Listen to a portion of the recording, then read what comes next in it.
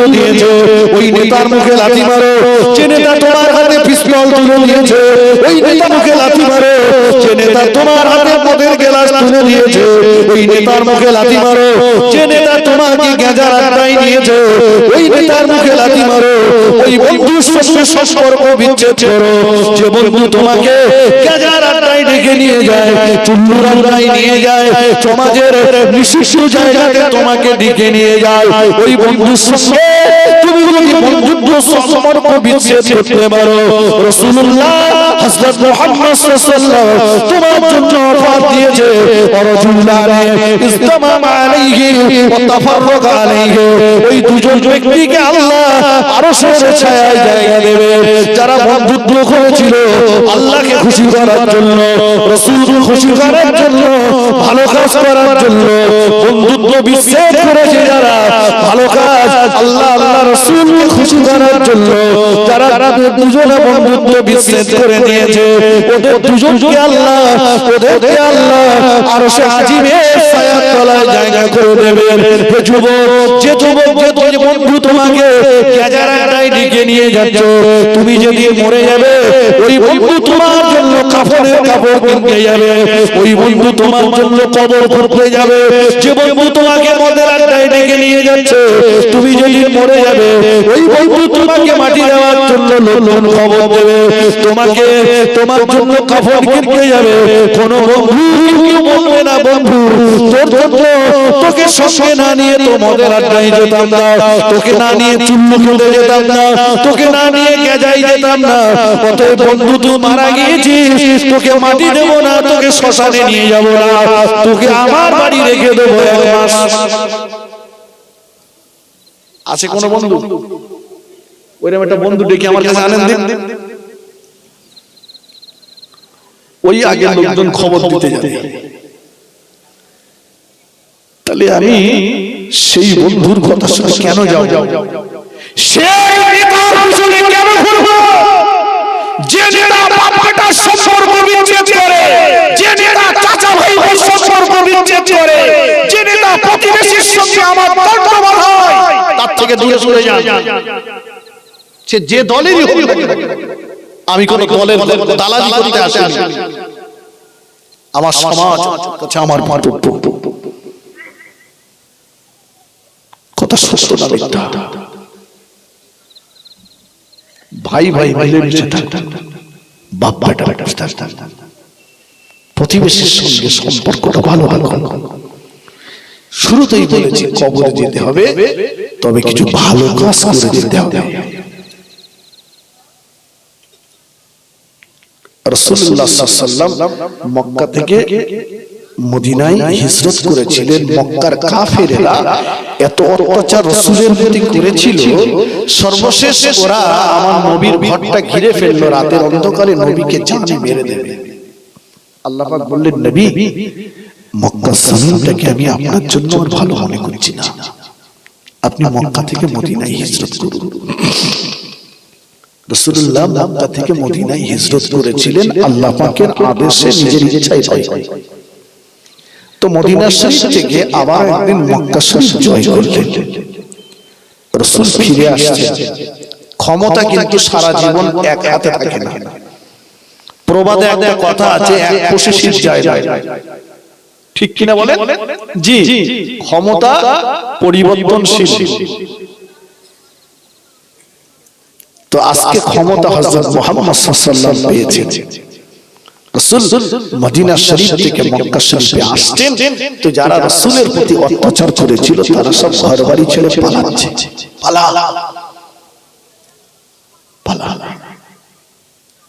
মুহাম্মদ সাল্লাল্লাহু আলাইহি ওয়াসাল্লাম আসছে, আমাদেরকে দেখতে পেলে না মারবে। আল্লাহ রাসূল আসছেন, দেখেন রাস্তার ধারে একটা বুড়ি, একটা বয়স্কা বৃদ্ধা গাটলি গুটি করছে। বুড়িমা কোথায় যাবে? কে বাবা তুমি? এখানে কি তোমার বাড়ি না? তুমি জানো না কিছু? পালাও।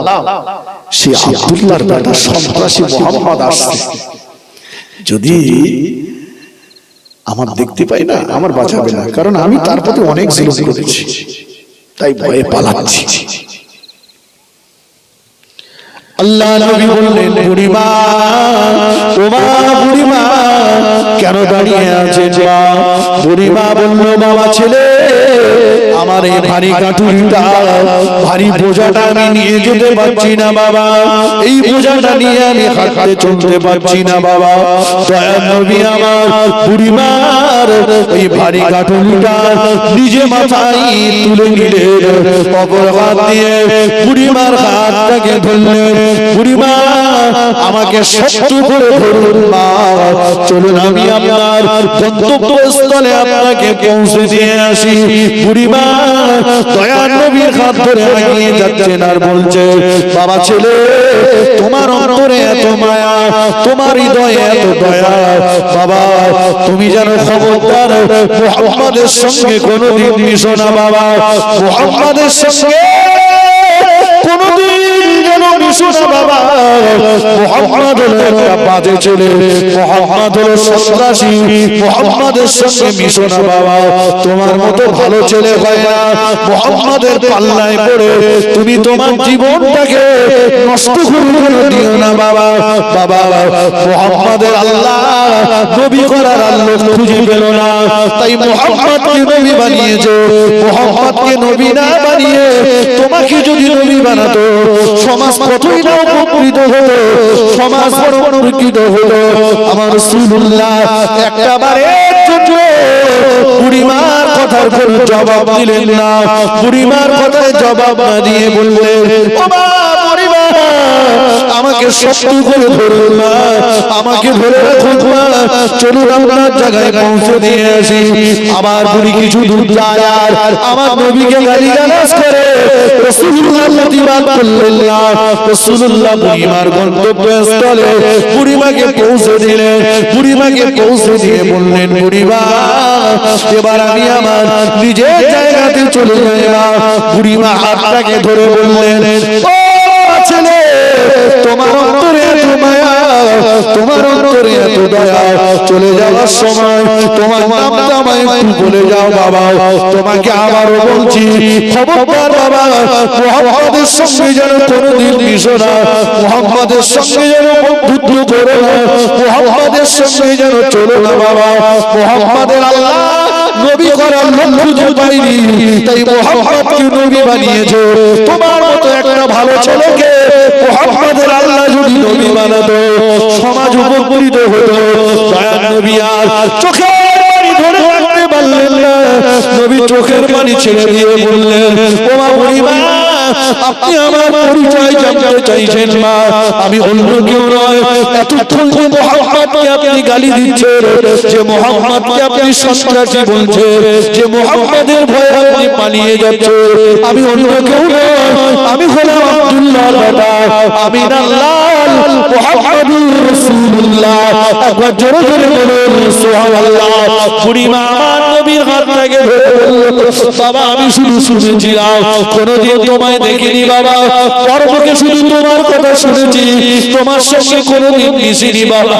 বাবা আমায় তুমি ক্ষমা করো, আমাকে তুমি মাফ করো বাবা, আমায় মুসলমান করিয়ে দাও, ঈমান আনিয়ে দাও বাবা। আমি ভুল করেছি, অপরাধ করেছি না মা, আপনি আমার মায়ের সমতুল্য, আপনি আমার কাছে কেন ক্ষমা চাইবেন, আপনি আমার কাছে কেন মাপ চাইবেন? বাবা ছেলে, তোমার অন্তরে এত মায়া, তোমার অন্তরে এত দয়া, তোমার মতো মানুষ জগতে হয়নি আর হবে না। একটু জোরে জোরে বলুন সুবহানাল্লাহ।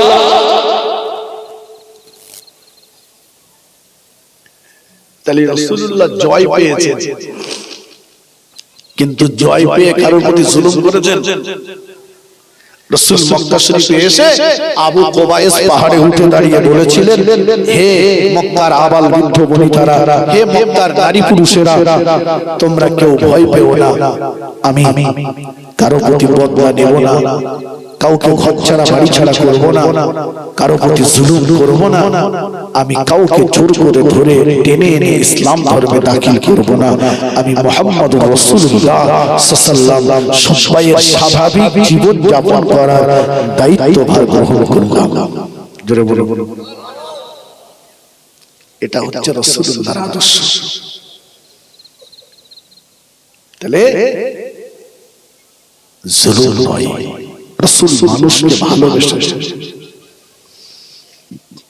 ক্ষমা করেছেন। পরের বাড়ি কাজ করতে গিয়েছেন, কাজে ত্রুটি হয়েছে, মেরেছে, রাসূল ক্ষমা করেছেন। সে ভুল বুঝতে পেরেছেন।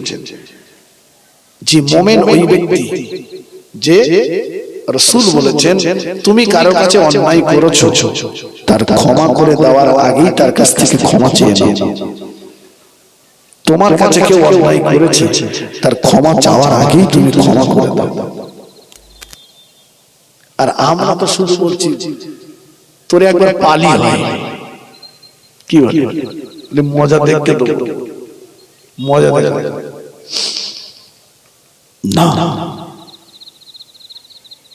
এটা ইসলাম এর শিক্ষা দেই। চলো তাহলে কি বলেছিলাম, সেই গোলার কথা মনে আছে তো? মনে আছে? মরণের কষ্ট যদি কমাতে চাও, মরণের কষ্ট যদি দিতে চাও, দুনিয়ার দুর্বল যারা, অসহায় যারা, গরিব যারা, এদের স্মরণ ব্যবহার করো। ও দুনিয়ার টাকাওয়ালারা, ও দুনিয়ার জমির মালিকেরা, না না না, তোমার জমিতে যারা জন্মমজদুরি করে, তোমার জমিতে যারা জন্মমজদুরি করে, ওদের ত্রুটির জন্য ওদেরকে গালিগালাজ করো না, ওদের বাপ মা তুলে গালি দিও না, ওদেরকে অপমান অপদস্থ করো না। কারণ ওরা যদি তোমার জমিতে জন্মমজদুরি না করতো, তুমি জমির মালিক সাজতে পারতে না। ধান তোমায় নিজেই রুতে হতো, ওই ধান তোমায় নিজেই কাটতে হতো, বাড়তে হতো, তোমায় ঝাড়তে হতো। সেদিন কিন্তু তোমার জমিদার বলে মনে হতো না, ওরা আছেই বলেই তো তোমার জমিদার বলে মনে হয়। ও দুনিয়ার টাকাওয়ালারা, তোমার টাকার গরমে দুনিয়ার টোটোওয়ালা, অটোওয়ালা, রিক্সাওয়ালাটাকে চোর করো না, তার ত্রুটির জন্য তার গালে চড় মেরো না। না না না, ও রাস্তায় চলে বলে তুমি মালপত্রগুলো কিনে তোমার বইতে হয় না, ও টোটোতে তুলে দাও, ওর ভ্যানে তুলে দাও, ও তোমার মালগুলো মাথায় বহন করে নিয়ে তোমার বাড়ি পৌঁছে দেয়। তাই তো সেদিন তোমাকে বাবুয়ানাটা করতে আমরা দেখতে পাই। ওরা যদি না থাকতো, তোমায় বাবুয়ানা তুমি করতে পারতে না। অতএব না না, ও গরিব বলে ওর প্রতি তুমি অপব্যবহারটা করো না। ও দুনিয়ার জলঘরের মালিকেরা, তোমার কর্মচারীটার ভুলের জন্য গালে চড় মেরো না, বাপ্পা তুলে গালিগালাজ করো না, অপমান অপদস্থ করো না। ও তোমার জলঘরটা রাতে পাহারা দেয় বলে তুমি তো আরামের বিছানায় বাড়ি ঘুমাতে পারো। ও যদি পাহারা না দিত, তুমি তোমার আরামের খাটে শুয়ে থাকতে পারতে না, জলঘরেই তোমার শুয়ে থাকতে হতো। অতএব তার ত্রুটির জন্য তাকে তুমি অপমান অপদস্থ করতে পারো না। ও দুনিয়ার গাড়ির মালিকেরা, তোমার ড্রাইভারটার সঙ্গে তুমি অসম্মানজনক ব্যবহার করো না। সে ড্রাইভার বলে তাকে নিচু নজরে দেখো না, সে ড্রাইভার বলে তাকে গালখিস্তি করো না, সে ড্রাইভার বলে তাকে তুমি নিচু নজরে দেখো না। কারণ ও গাড়ি চালায় বলে তুমি তো সিটে আরামে বসে থাকতে পারো। ও যদি গাড়ি তোমায় না চালাতো, তোমার গাড়ি তোমায় ড্রাইভিং করতে হতো, তোমার গাড়ি তোমায় ধুতে হতো, তোমায় মুছতে হতো। সেদিন কিন্তু গাড়ির মালিক বলে তোমার মনে হতো না। ও দুনিয়ার দোকানদারেরা, তোমার দোকানের কর্মচারীগুলোর ভুলের জন্য গলাটা টান দিও না, তোচ্চর করো না, গালিগালাজ করো না। ও কর্মচারীগিরি করে বলে তুমি তো টেবিল চেয়ারে বসে, ক্যাশ কাউন্টারে বসে ক্যাশটা ঘুরে নিতে পারো। ও যদি তোমার দোকানে কর্মচারীগিরি কাজ না করতো, দোকান তোমায় খুলতে হতো, তোমায় ঝাড়ু দিতে হতো, তোমায় মাল দিতে হতো। সেদিন কিন্তু দোকানের মালিক বলে তোমায় মনে হতো না। না না না, ও দুনিয়ার বড় লোকের গিন্নিরা, তোমার বাড়ির কাজের মেয়েটার সামান্য ভুলের জন্য ওর গালে চড় মেরো না, ওকে টুকচাই করে তাড়িয়ে দিও না। ও তোমার বাড়ির থালা বাসন মাজে বলে, ও তোমার বাড়ির কাজ কাম করে বলে, ও বড় লোকের গিন্নি তুমি তোমার হাতের চামড়াটা পরিষ্কার রাখতে পারছো, তারা হলো তোমায় রান্না করতে হতো, তোমায় থালা বাসন মাজতে হতো, তোমায় কাজ কাম যদি তোমায় করতে হতো। সেদিন কিন্তু বড় লোকের গিন্নি বলে তোমায় মনে হতো না। ও দুনিয়ার মানুষেরা দুনিয়ার নেথরগুলো ঘৃণা করো না, করো না, করো না। ও যদি নেথরগিরি কাজ না করতো, তোমার বাথরুম তোমায় পরিষ্কার করতে হতো, তোমার বাথরুম তোমায় পরিষ্কার করতে হতো। না না না, তুমি ওই নেথরটাকে নিচু নজরে দেখো না, দেখো না। ও করে বলেই তো ওই কাজটা তোমায় করতে হয় না, তুমি বাবুয়ানাটা দেখাতে পারো। ঠিক কিনা? কিন্তু আমরা সব সময় এক দলকে করি রাখি। দেখবেন বড় লোকের বাড়িতে বড় লোকদেরই দাওয়াত হয়, গরিবদের হয় না। কি বলে? বড় লোকের ছেলের বিয়ে, মেয়ের বিয়ে, সেখানে সব হাই ফাই ভাই, ওখানে সব লুঙ্গি পরা চলে না।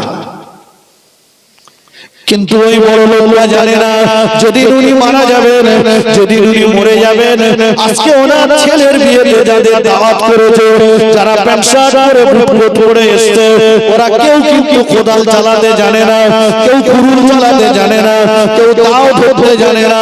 কবর খুঁড়তে ওরা যাবে না, কবর খুঁড়তে যাবে এই লুঙ্গি পরা মানুষগুলো, কবর খুঁড়তে যাবে এই মাঠে খাটা মানুষগুলো, এরাই বাস করতে যাবে, এরাই সেদিন যাবে। অতএব বড় লোকেরা, টাকাওয়ালা শুধু বড় লোকদের দাওয়াত করে গরিবদেরকে বঞ্চিত করো না, এদেরকে একেবারেই বাদ দিও না, কারণ শেষ সময়ে এরা ছাড়া তোমার কোনো গতি থাকবে না। এজন্য রাসূল বলেছেন, যেখানে শুধু বড় লোকদের দাওয়াত, গরিবের দাওয়াত হয় না, ওই মজলিসে যেও না, ওখানে খোদার রহম হয় না।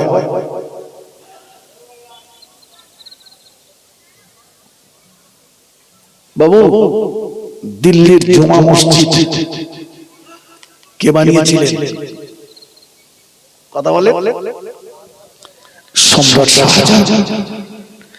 জানেন দিল্লির জুমা মসজিদের নকশাটা যিনি বানিয়ে দিয়েছিলেন, তিনি কোনো ইঞ্জিনিয়ার ছিলেন না, আর্টিস্ট ছিলেন না, তিনি বিরাট শিক্ষিত কোনো মানুষ ছিলেন না। তিনি সম্রাট শাহজাহানের রাজদরবারে মেথরগিরি কাজ করতেন। তবে তিনি আল্লাহকে এত খুশি করিয়েছিলেন, তিনি আল্লাহর মাহবুব বান্দা হয়ে গিয়েছিলেন। জোরে বলুন, আল্লাহর পেয়ারা হয়ে গিয়েছিলেন। তিনি দিল্লির জুমা মসজিদের নকশাটা সম্রাট শাহজাহানকে বানিয়ে দিয়েছিলেন। তাহলে আপনি মেথডটাকে কি করে নিচু নজরে দেখবেন বলুন? ওর ভেতরে কি আছে কি করে বুঝতে পারবেন? আমি হয়তো মনে করছি আমার একটা বিরাট দামি গাড়ি আছে, আমার অনেক টাকা আছে, আমার চাইতে আর কেউ হতে পারে, কিন্তু আমার টাকায় অনেক হারাম ঢুকে গেছে। সারাদিন যে লোকটা মাটির কাজ করেছে, ভাটায় কাজ করেছে, মাঠে কাজ করেছে, ও 400 টাকা রোজ পেয়েছে, কিন্তু ওই 400 টাকার ভিতরে 1 টাকাও হারাম নেই। ওই 400 টাকার মাল কিনে খেয়েছে, আল্লাহ ডেকেছে, সঙ্গে সঙ্গে সাড়া পেয়েছে। সুবহানাল্লাহ, একটু মন খুলে বলেন। আর আমি রাত্রে 10,000 টাকা ইনকাম করেও যা হারাম রাখছি, ওতে আল্লাহ ডাক শুনি, ছাড়া দেই। আমার আরামের খাটে শুয়ে ঘুম হয় না, আরো সারা রাত টোটোর উপরে, ভ্যানের উপর শুয়ে রয়েছে, ঘুমিয়ে মাথা খারাপ হয়ে যাচ্ছে। কি বলেন ঠিক ঠিক? ও মাঠে ঘাটে ইচ্ছে মতো খাচ্ছে, কোনো বাধা নেই, কিন্তু টাকা রয়েছে, অথচ খাওয়া নিষেধ, শোয়াও নিষেধ। বলে গদিতে শোয়া যাবে না, নরম জায়গায় শোয়া যাবে না, মেঝেই শুতে হবে, শক্ত জায়গায় শুতে হবে। এত টাকার মালিক, একটু আরাম করে ঘুমাতে হবে না, খাবে একটু ভালো ভালো, আল্লাহ বলে সব খাওয়া তো নিষেধ, কিছু খাস না, শুধু 2 রুটি খা, শুধু রুটি খা। আর যে টোটো চালাচ্ছে, অটো চালাচ্ছে, ফুল দমে পিকআপ মেরে দেবে, কোনো ব্যাপার নেই, ওর খাওয়াই কোনো বাধা নেই। জি অতএব না, গরিব বলে ওকে অপান্তেও দেব না। রাসূলের দরবারে বসে আছেন সাহাবীরা। তো একজনকে ডেকে আল্লাহ রাসূল 100 টাকা দিলেন। 100 টাকা, সেই সময় 100 টাকার অনেক দাম। আরেকজন সাহাবীকে ডেকে 70 টাকা দিলেন, আরেকজনকে ডেকে 50 টাকা দিলেন, আরেকজনকে ডেকে 30 টাকা দিলেন। ওই মজলিসে রাসূলুল্লাহ জামাতা হযরত আলী রাদিয়াল্লাহু তাআলা আনহু বসে আছেন। সকলের শেষে রাসূলুল্লাহ জামাইকে ডাকলেন, হযরত আলীকে ডেকে আল্লাহ নবী আলীর হাতে 3 টাকা দিলেন। কথা বলে 3 টাকা। আলী রাদিয়াল্লাহু মনে করছে যে আমি মনে করেছিলাম আমি জামাই, আমি একটু বেশি পাবো। 100 যখন দিয়েছে তখন আমার টার্গেট 100 এর উপরে যেটা সেটা আমার, কারণ আমি জামাই। দুনিয়ার কিছু বিচারে এমন হয়, নিজের লোক যারা তারা একটু মাল বেশি পায়, ঠিক কিনা বলেন? একতলা দুতলা বাড়ি ফের ডবল ঘর পেয়েছে, অথচ টালির চাল পানি পড়তেছে, ও ঘর পাই। একদম ন্যায্য বিচার, কি বলে?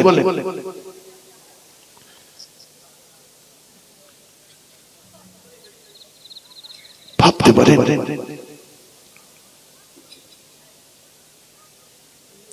রাসূলের বিচার ছিল না, রাসূলুল্লাহর বিচারে কোনো পক্ষপাতিত্ব ছিল না, কোলে টানাটানি ছিল না। চলো চলো 3 টাকাটা নিয়ে মনটা খারাপ করে চলে যাচ্ছে। প্রতিমধ্যে একটা ভিখারির সঙ্গে দেখা হয়ে গেল। ও নবী পাকের জামাতা আলী 3 দিন অনাহারে রাসূলুল্লাহর কাছে কিছু পেয়েছেন, আমাকে কি কিছু দেবেন? হযরত আলী ওই ভিখারিটাকে 1 টাকা দিয়ে দিলেন। আছে কত হিসাব ঠিক রাখতে। ফেরার পথে মদিনার বাজারে প্রবেশ করলেন। মদিনার বাজারে প্রবেশ করে ফাতেমাতুজ জোহরা রাদিয়াল্লাহু তাআলা আনহার জন্য ইমাম হাসান হুসাইন রাদিয়াল্লাহু তাআলা আনহুমা হুজুরের জন্য মদিনার বাজার থেকে 1 টাকা বাজার করলেন। 1 টাকা সঙ্গে করে নিয়ে বাড়িতে চলে গেলেন। ফাতেমাকে ডেকে বললেন, ও নবী নন্দিনী ফাতেমা, আজকে বিশ্ব নবী মদিনার মসজিদে নববী শরীফে আমার সামনে কাউকে 100 টাকা দিল, কাউকে 70 টাকা দিল, কাউকে 50 টাকা 30 টাকা দিল। আমি মনে করেছিলাম জামাই আমি পাবো বেশি, কিন্তু না, আমাকে 3 টাকা দিয়েছিল। 1 টাকা ভিখারিকে দান করেছি, 1 টাকা তোমাদের জন্য বাজার করে এনেছি, 1 টাকা নিয়ে এসেছি। ও ফাতেমা, এই টাকাটা যত্ন করে রেখে দাও।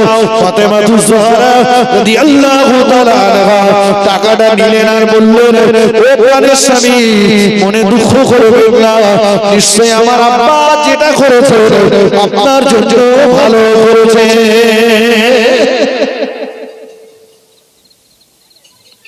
বলছে তুমি মেয়ে, তুমি তো বলবা, তুমি মেয়ে, তুমি তো বাপের পক্ষেই বলবে, মালিক পেয়েছে। মেয়েরা একটু সবসময় বাপের পক্ষেই থাকে, কি বলেন আপনারা? মেয়েরা বেশিরভাগ বাপের পক্ষেই থাকে এবং বাপকে ভালোবাসে। কিন্তু সমাজে কিছু গাদ্দার আছে, বা যারা সম্পত্তি সব ছেলের নামে লিখে দিয়ে মেয়েগুলো ফাঁকি দিয়েছে। এখানে আসে কি জানি, সম্পত্তি ছেলের নামে লিখে দিয়ে মেয়েগুলোকে ফাঁকি দিয়েছে। অতটা সহজ, যত হজ করেন আর যত নামাজ পড়েন আর যত যাই করেন, যে সম্পত্তিটা নষ্ট করেছেন, ওর হক যেটা নষ্ট করেছেন, কিয়ামতে এটা লাগবে বোঝা। ক্ষমা নেই, ক্ষমা নেই।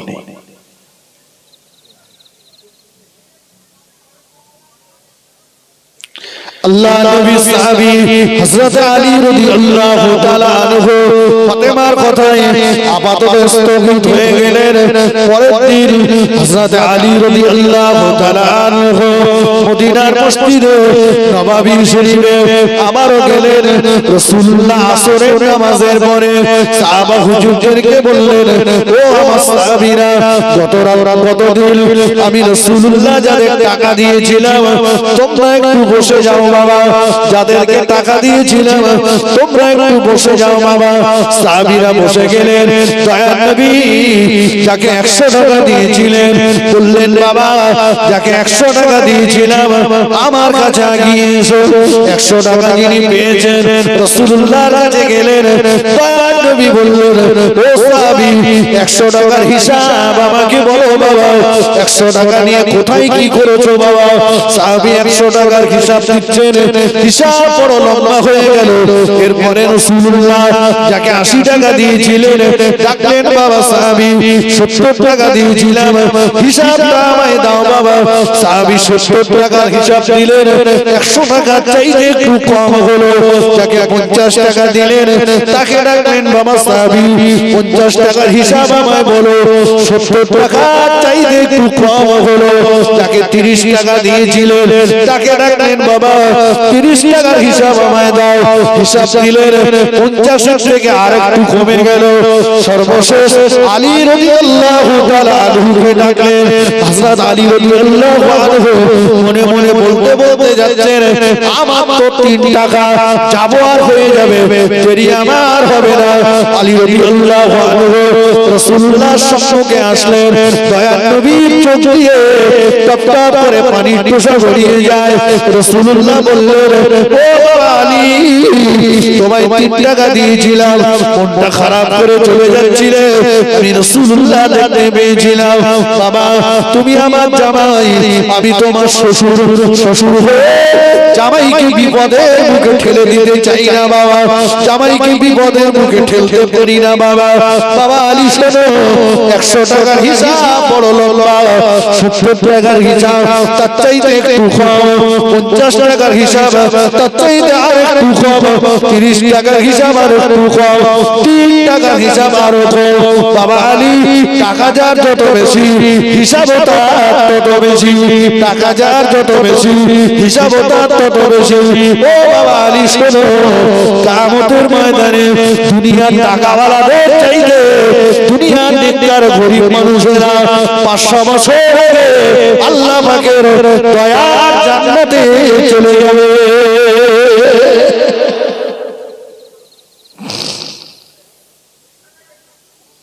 আমরা মনে করছি হলি ভালো হতো, কিন্তু ভাই কেউ দুপুরবেলা মনে করুন ডাল আর আলু ভাত খেয়েছে, যদি জিজ্ঞেস করি ভাই কি দিয়ে ভাত খেয়েছো, ডাল আর আলু ভাত হয়ে গেল। এখন আমি সরব আইটেম ভাত খেয়েছি, বলতে সময় লাগবে না? লাগবে না, সহজ ব্যাপার। হিসাব শুধু তাই না, তাওয়ানু আলাল বিররি ওয়াত তাকওয়া ওয়া লা তাওয়ানু আলাল ইসমি ওয়াল উদওয়ান। অর্থ ব্যয় করো আল্লাহকে পাওয়ার রাস্তায়, খোদা বিরুদ্ধের রাস্তায়, ওয়া লা তাওয়ানু আলাল ইসমি ওয়াল উদওয়ান। হারামের রাস্তায়, অন্যায়ের রাস্তায়, জুলুমিয়াতের রাস্তায় অর্থগুলো ব্যয় করো না। কিয়ামতে আল্লাহর কাছে জবাব দিতে হবে যে তুমি কোন রাস্তায় টাকা উপার্জন করেছো আর উপার্জিত অর্থ কোন রাস্তায় ব্যয় করেছো। প্রত্যেকটা বান্দা বান্দিকে হিসাব দেওয়া লাগবে। তাই চলো এ পর্যন্ত এটা রাখলাম। প্রথম থেকে একটাই কথা, দুর্বলের প্রতি সদয় হও, নরম হও।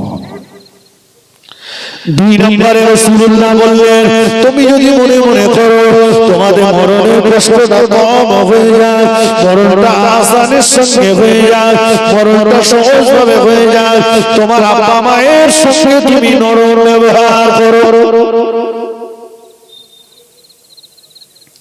ও ভাই আমার, ও নওজওয়ানেরা, যুবকেরা, আজকে সমাজে লক্ষ্য করলে তো দেখতে পাই আমার মতো কত মাওলানা সাহেব, আমার মতো কত হুজুর, কত মাওলানা সাহেব, কত ডাক্তার সাহেব, কত মাস্টার সাহেব, কত উকিল সাহেব, কত চাকরিজীবী আর কত সাধারণ মানুষ খোঁজ নিলে দেখি অনেকেই সমাজে তারা সম্মান নিয়ে বেঁচে আছে, কিন্তু কিছু ব্যাকগ্রাউন্ডে যদি দেখি খোঁজ নিলে তারা তাদের মা বাপকে সম্মান করে না, মা বাপকে ভাব যায় না, মা বাপের সেবা করে না।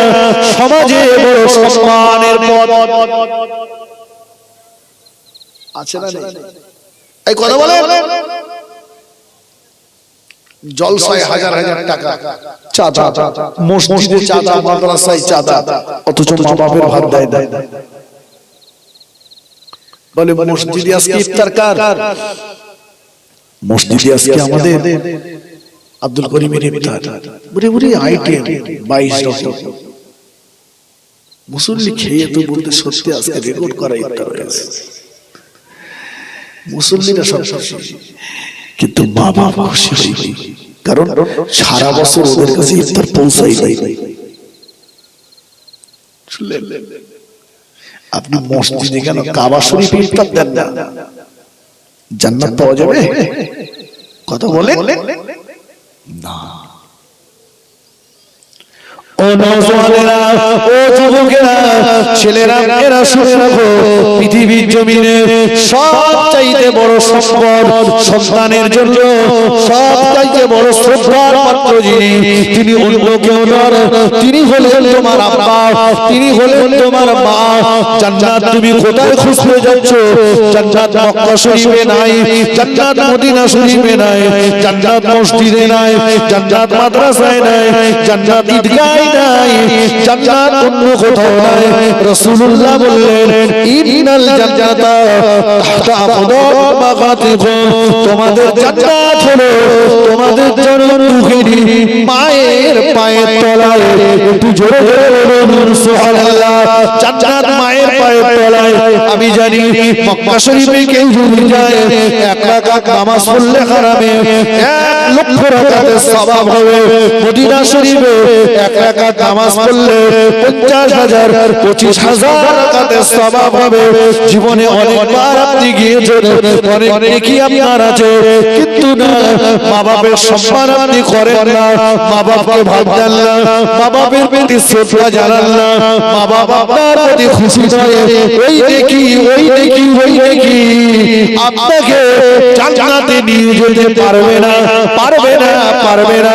কারণ রাসূলুল্লাহ বলেছেন, হুমা জান্নাতুকা ওয়া নারু, মা বাপ তোমাদের জন্য আল্লাহ পাকের দয়ার জান্নাত, মা বাপ তোমাদের জন্য আল্লাহ পাকের আযাবে জাহান্নাম। ও ছেলেরা, তোমার ব্যবহারে তোমার আব্বা মা যদি খুশি হয়, ওই মা বাপ তোমার জন্য জান্নাত। তোমার আব্বা মা যদি অসন্তুষ্ট হয়, ওই মা বাপ তোমার জন্য আল্লাহর আযাবে জাহান্নাম। সম্মান তুমি কোথায় দেখাচ্ছ? সম্মান তুমি কাকে করছো? সম্মান যদি করতে হয়, তোমার আব্বাকে সম্মান করো, তোমার মাকে সম্মান করো, তোমার আব্বার পায়ে হাত দাও, তোমার মায়ের পায়ে হাত দাও, তোমার আব্বার মুখের দিকে তাকাও, তোমার মায়ের মুখের দিকে তাকাও। ওটা মা বাপের মুখে তাকালে না, রাসূলুল্লাহ বললেন, তোমার নামায়ে আমালে মকবুল হবে, সওয়াব আল্লাহ দিয়ে দিয়েছেন। ধরে বলুন সুবহানাল্লাহ।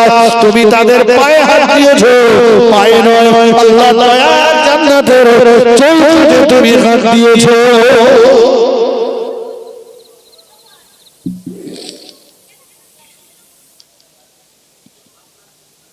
কিন্তু বিশ্বাস করুন, খোঁজ নিয়ে দেখেন সমাজে আজ অনেক মা বাপ খুব কষ্টের মধ্যে আছে।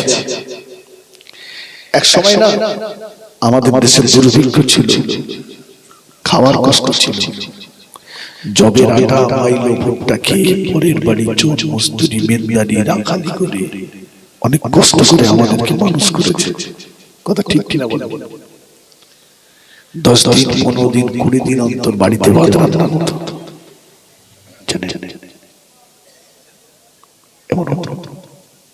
আজকে সেই কষ্টের জীবনটাকে ঠেলে ঠেলে তারা আমাদেরকে মানুষ করেছে।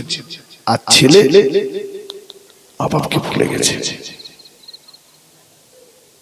সেদিনও তারা ভাঙা করে, আজও তারা আব্বার শরীর অসুস্থ, ওষুধ কিনে দেবে, কিন্তু গিন্নির ভয়ে দিতে পারে না। মাকে মা বলে ডাকে না। বুঝতে পারছো? আবার মাকে বলছে, বারবার বলো দুধ খাইয়েছো, কত টাকা নেবে বলো, কত টাকা দিলে দুধের ঋণটা শোধ হবে। দুধের ঋণ টাকা হয়ে গেছে, টাকা দিয়ে শোধ করে দেবে, হবে? মা বলে, কুচি শোধ করে দিবি? বলে হ্যাঁ দেবো।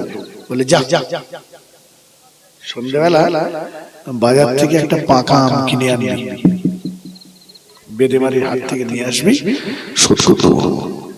কি ঘটক বাজার থেকে নিয়ে আসবি। সন্ধ্যাবেলা পাকা একটা আম কিনে নিয়ে এসছে। মা বলে, কুচি খাওয়া দাওয়া করে আমটা তোর মুখের উপরে করে নিয়ে এসো, যখন চাইবো তখন দিবি শোধ। ও আমটা মুখের উপরে করে নিয়ে শুয়েছে, ও পড়েছে তো মুষ পড়েছে, ঘুমিয়েছে, আমটা পড়ে গেছে পিঠের তলায়, যে ও যত নড়াচড়া করেছে সারা পিঠ সেই পাকা আম সব ছোট হয়ে গেছে। মা তো দেখেছে, দেখে বলছে, কুচি ঋণ শোধ করবি না, আম দে। উঠে দেখে আম তো পিঠের তলায়। ও বলছে, মা আজকে আর হলো না, কালকে রাখবো। মা বলে, কুচি 10 মাস 10 দিন তুই আমার গর্ভে ছিলি বেটা, তোর ক্ষতি হবে বলে আমি তোর জন্য দুঃখিনী মা পুকুরের ঘাটে নামার সময় তোর কথাটা মনে করেছি। না জানি যদি পাটা পিছলে পড়ে যায় আমার সোনার মালিকের ক্ষতি হয়ে যাবে বেটা, তোর কথা মনে করে সাবধানে নেমেছি বাবা। আমি যখন টিউবওয়েলটা পাম্প করতে গিয়েছি তোর কথা আমি ভুলে যাইনি, সাবধানে পাম্প করেছি। না জানি যদি আমার সোনার মানিকের ক্ষতি হয়ে যায়। তুই আমার যখন গর্ভে ছিলি আমি তোর মা কোন অনুষ্ঠানে গিয়েছি, কোন গিয়েছি, সবাই ইচ্ছে মতো যা খুশি খাচ্ছে খেয়েছে, আমি তোর মা আমি কিছু ইচ্ছে মতো খাইনি তোর কথা চিন্তা করে। না জানি আমি যদি কোনো উল্টো পাল্টা জিনিস খেয়ে ফেলি আমার বাচ্চার যদি ক্ষতি হয়ে যায়, এই না চিন্তা করে আমি তোর মা ইচ্ছে মতো খাবার খাইনি, আমি তোর মা ক্ষুধার ভর্তি করে পেট ভর্তি করে খাবার খাইনি, আমি তোর মা ক্ষুধার যন্ত্রণা নিয়ে খেতে বসেছি বেটা, তুই আমার পেটের ভিতরে লাথি মেরেছিস, আমি তোর মা খাবারের প্লেটটা ছেড়ে দিয়ে দরজাটা ধরেছি, জানালা ধরে উঠে দাঁড়িয়েছি, উঠেছি আর বসেছি, আমি তোর মা খেতে পারলাম না বেটা, কিন্তু তোর কোনো ক্ষতি আমি হতে দিইনি।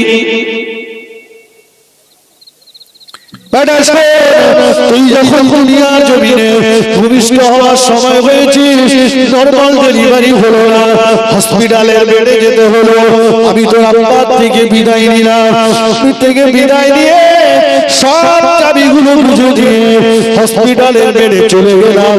প্রসব বেদনার এক একটা মুহূর্ত আমার কাছে অত্যন্ত কঠিন ছিল বাবা, কিন্তু না আমি তোর মা রাগ করে পেটের উপরে কিল মেরে তোর কোনো ক্ষতি করে দিইনি বাবা।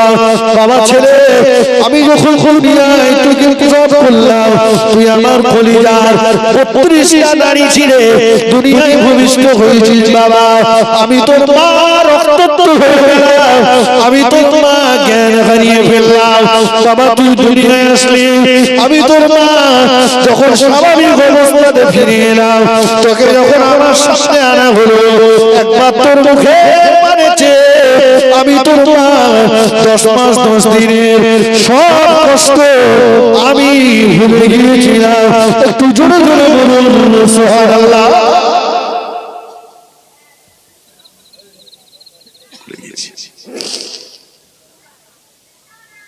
কি মনে আছে সেসব? এই ছেলে, তোর মনে আছে? ও ছেলে, তুই যখন এসেছিস, তুই ছোট বাবা, তুই আমার ডান দিকে শুয়েছিস, তুই আমার ডান দিকে পেশাব করে দিয়েছিস। আমি তোর জনম দুঃখিনী মা, তোকে নিয়ে বাম পাশে শোয়ালাম, বাম দিকে পেশাব করে দিয়েছিস। আমি তোর মা বুকুর উপরে করে নিয়ে রাখলাম, তুই পেশাব করে দিয়েছিস। তোর পেশাবে আমার কাপড়টা ভিজে গিয়েছে বাবা, কিন্তু না, আমি তোর মা তোর পেশাবে ভিজে যাওয়া কাপড়টা তোর গায়ে জড়িয়ে দিই। তোর ঠান্ডা লাগতে পারে, জ্বর হতে পারে, সর্দি কাশি হতে পারে, তোর শরীর খারাপ হতে পারে, এই না চিন্তা করে আমি তোর জনম দুঃখিনী মা ওই ভিজে কাপড়টা আমার শরীরে আমি জড়িয়ে নিয়ে শুকনো কাপড়ে তোকে জড়িয়ে আবার আমার কোলের ভিতরে করে নিয়ে শুয়েছি। পৌষ মাসে কনকনে ঠান্ডা, সবাই ঘুমাচ্ছে আরামে, তোর ক্ষুধা পেয়েছে, ক্ষুধার যন্ত্রণায় তুই চিৎকার মেরে উঠেছিস। আমি তোর মা সঙ্গে সঙ্গে উঠে বললাম, বাড়ি তখন গ্যাস ছিল না, আমার স্তরে দুধ নাই, তোকে দুধ খাওয়াতে হবে। ইচ্ছা করলে আমি তোর মা তোকে ঠান্ডা দুধ খাওয়াতে পারতাম, কিন্তু চিন্তা করলাম আমার কচি ঠান্ডা দুধ দিয়ে দিই, আমার কচির শরীর খারাপ হতে পারে, তাই আমি তোর মা উঠে ওই রাত্রে বেলা উনান জ্বালিয়ে উনানের জালে দুধটা গরম করে আমি তোর মা তোকে খাওয়ালাম, তোকে নিয়ে ঘুম পাড়ালাম। বাবা ছেলে ক্ষুধার যন্ত্রণা নিয়ে আমি তোর মা খেতে বসেছি, তুই আমার পাশে সব পায়খানা করে দিয়েছি, অনেকে নাকে কাপড় দিয়েছে, আমি তোর মা ঘৃণা করিনি। আমি খাবারের প্লেটটা রেখে দিয়ে আমি তোর জনম দুঃখিনী মা হাত ধুয়ে নিয়ে মেথরগিরির কাজ করতে লেগে গেলাম। তোর নোংরা গুলো আমি তোর মা নিজে হাতে পরিষ্কার করলাম। তুই যখন নোংরা করলি, সব পায়খানা করলি, আমি তোর মা তোর জন্য মেথর হয়ে গিয়েছিলাম। তুই যখন জামা কাপড় নোংরা করেছিস, তোর জামা কাপড় নোংরা হয়েছে, তোর জামা কাপড় পরিষ্কার করার জন্য আমি তোর মা লোক নিতে পাঠাইনি, আমি নিজে ধোপা সেজে গেলাম, তোর জামা কাপড় গুলো আমি তোর মা পরিষ্কার করে দিয়েছিলাম। ব্যাটারে তুই যখন অসুস্থ হলি, আমি তোর মা তোর জন্য সেবিকা হয়ে গেলাম, নষ্ট হয়ে গেলাম, সারা রাত তোর পাশে বসে রইলাম, মাঝে মাঝে শুধু দেখছি, কপালে হাত দিচ্ছি, বুকে হাত দিচ্ছি, আমার কচিকে আল্লাহ তুমি সুস্থ করে দাও, ভালো করে দাও। ব্যাটারে তোর মা সেদিন তোর জন্য সেবিকা হয়ে গিয়েছিল। ওরে বেটা, তুই আজকে ভুলে গিয়েছিস সেদিনের কথা। আমি তোর মা তোর জন্য কখনো সেবিকা, কখনো ধোপা, কখনো মেথর, কখনো তোর মা তোর জন্য বাপুটির কাজ করেছে। বেটা দেখা দেখা তোর শরীরের একটা অঙ্গ যেটা আমি তোর মা আমার পিঠে তলায় পড়ে নষ্ট হয়ে গিয়েছে। দেখা নষ্ট হয়েছে না, ওই কিন্তু তুই একটা আম, একটা রাতের তুই পাহারা দিতে পারলি না, তুই আমার দুধের ঋণ শোধ করবি হবে না। রাসূল বলেছেন, শরীরের চামড়াটাকে ছাড়িয়ে ছাড়িয়ে যদি মায়ের পায়ের জুতা বানিয়ে দাও, তবুও মায়ের এক ফোঁটা দুধের ঋণ তুমি আদায় করতে পারবে না। কিসের টাকার বাহাদুরি দেখাচ্ছ তুমি? সেই মাকে না, মা বাপের চাইতে বড় পীর গোটা পৃথিবীতে কথা বলে আর কেউ নেই। পীর তো ওই পীর যাদের দোয়া আল্লাহর আরশে আসীমের মাঝখানে কোনো পর্দা থাকে না, ওই দোয়াটা আল্লাহ পাকের দরবারে ডাইরেক্টলি কবুল হয়ে যায়। সুবহানাল্লাহ বলে, এটা মন খুলে বলে।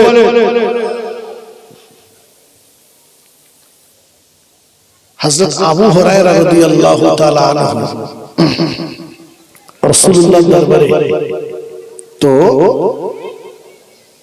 আবু হুরায়রা এসে রাসূলের কাছে বলছে, ইয়া রাসূলুল্লাহ, আপনার দরবার থেকে বাড়ি যেতে আমার একটু রাত হয়েছে, তো মা আমাকে ধরে মেরেছে। যেই রাতটুকু বললেন আল্লাহ নবী বললেন, আবু হুরায়রা, ও আবু হুরায়রা, তোমার নবীকে আল্লাহ পাক জগতের মুখে শ্রেষ্ঠ বিচারক করে পাঠিয়েছেন। তোমার নবীর বিচারে পক্ষপাতিত্ব নেই, কোলে টানাটানি নেই। তোমার নবীর বারে সব বিচার হয়, কিন্তু আবু হুরায়রা, তোমার নবীর কোর্টে মা বাপের বিরুদ্ধে কোনো অ্যাপ্লিকেশন হয় না। তোমার নবীর বিরুদ্ধে মা বাপের বিরুদ্ধে কোনো দরখাস্ত হবে না, মা বাপের বিরুদ্ধে কোনো কমপ্লেন তোমার নবী কখনো করবে না। ও আবু হুরায়রা, মা মেরেছে তার জন্য তুমি আমার কাছে বিচার দিতে এসেছো? না না না, আমার কোর্টে মা বাপের বিরুদ্ধে কোনো বিচার হবে না। আবু হুরায়রা বললেন, ইয়া রাসূলুল্লাহ, আমি বিচার দিতে আসিনি হুজুর, আমি চাইছি আপনি আমার আব্বা মায়ের জন্য, আপনি আমার মায়ের জন্য আল্লাহর কাছে দোয়া করুন, আল্লাহ যেন আমার মাকে হেদায়েত নসিব করেন। রাসূলুল্লাহ আল্লাহ পাকের দরবারে দোয়া করলেন, আল্লাহুম্মা ইহদিনি আবি হুরায়রা, আল্লাহ আপনি আবু হুরায়রার মাকে হেদায়েত নসিব করুন। আবু হুরায়রা বলেন, রাসূলুল্লাহ দোয়া করেছেন, দোয়া করছেন, আর আমি ছুটছি, আমি বাড়ির বাইরে গেলাম, টোকা দিলাম, ভিতর থেকে আওয়াজ আমার আম্মা জান দিল, আবু হুরায়রা একটু ইন্তজার করো, আমি তোমার আম্মা গোসল করেছি, কাপড়টা পরিবর্তন করে নি। ও নবী সাহাবীরা, রাসূলুল্লাহ দোয়া আর আমি আমার ছোটা, আমি দেখতে পেলাম, আমি ছুটে বাড়ি পৌঁছানোর আগে রাসূলের দোয়াটা আল্লাহর দরবারে কবুল হয়ে গিয়েছে। আমার আম্মা জানের কথার ভিতর থেকে আমি আল্লাহ পাকের রহমানিয়াতের গন্ধ পেয়েছিলাম।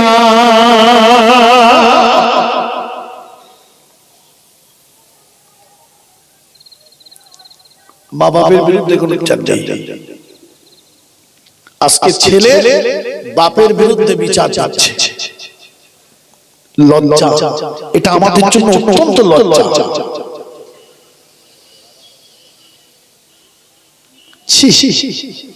তুমি কেমন সন্তান, তোমার মা তোমার জন্য চোখের পানি ফেলছে, তুমি মায়ের দায়িত্ব নিতে পারো না, তুমি তোমার মায়ের সম্মান করতে পারো না, তুমি তোমার মা বাবাকে খেতে দিতে পারো না, তোমার দ্বারাই সমাজের মানুষ কি আশা করতে পারে? কে তোমাকে সমাজের মোড়ল সাজতে বলেছে? কথা বুঝেননি? যে তার মা বাপকে খেতে দিতে পারে না, তার দ্বারাই সমাজের মানুষ খেতে পাবে?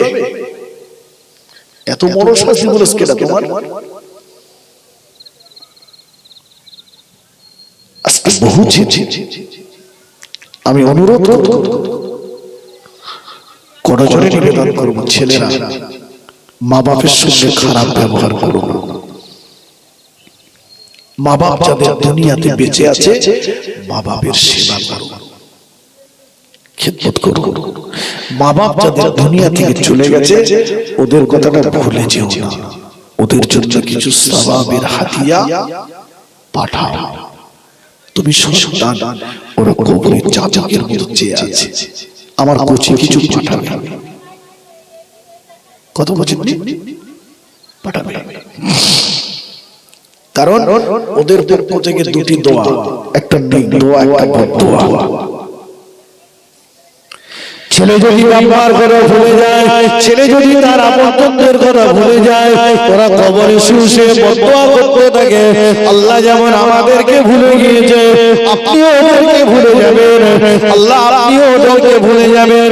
আর সন্তান যখন তার আব্বা মা দাদু দাদিমা আপনজনদের কথা মনে করে তাদের জন্য কিছু সওয়াবের হাদিয়া পাঠায়, ওরা কবরে শুয়ে দোয়া করে, আল্লাহ পাক আমার বেটা আমার বেটি আমাকে ভুলে যায়নি, আমার নাতি আমাকে ভুলে যায়নি, আল্লাহ আপনিও ওদেরকে যেন ভুলে যাবেন না।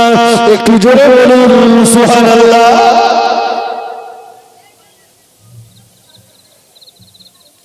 আর জীবিত ব্যক্তিদের তুলনায় মৃত ব্যক্তিদের দোয়া অতি দ্রুত আল্লাহর কাছে কবুল হয়। সুবহানাল্লাহ।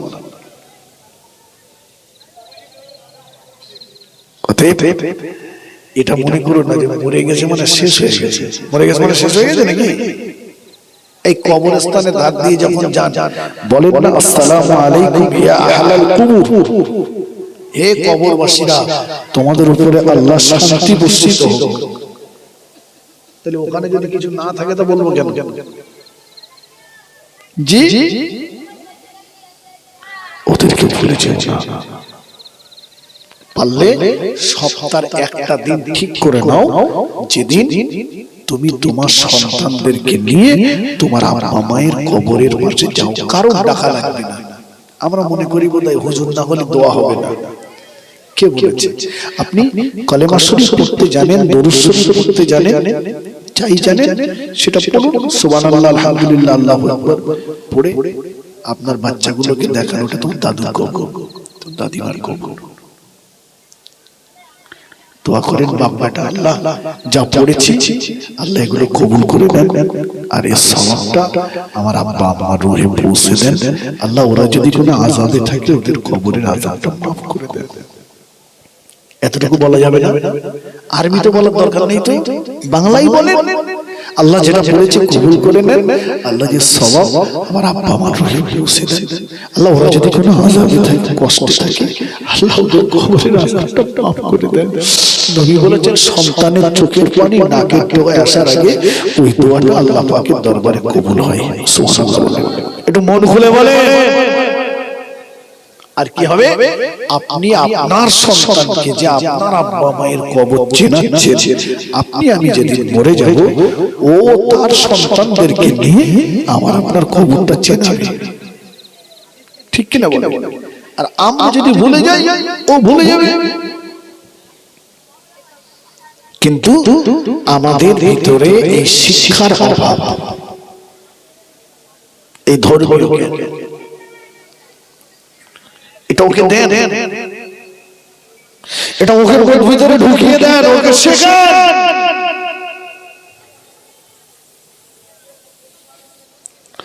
তাহলে আমি 2 নম্বরে আপনাকে বলেছিলাম ও সোনার ছেলেরা, ও নওজোয়ানেরা, যুবকেরা, 2 নম্বরে আমি বলেছিলাম আব্বা মায়ের সঙ্গে নরম ব্যবহার করো, আব্বা মায়ের সঙ্গে ভালো ব্যবহার করো।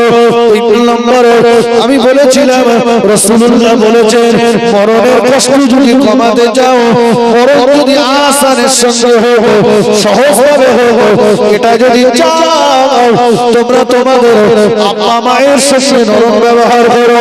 আমি বক্তব্য ছাড়বো, বক্তব্য থেকে বিদায় নেব। শেষ পয়েন্টটা আরেকটা বলে যাই বাবা, অল্প একটু কথা।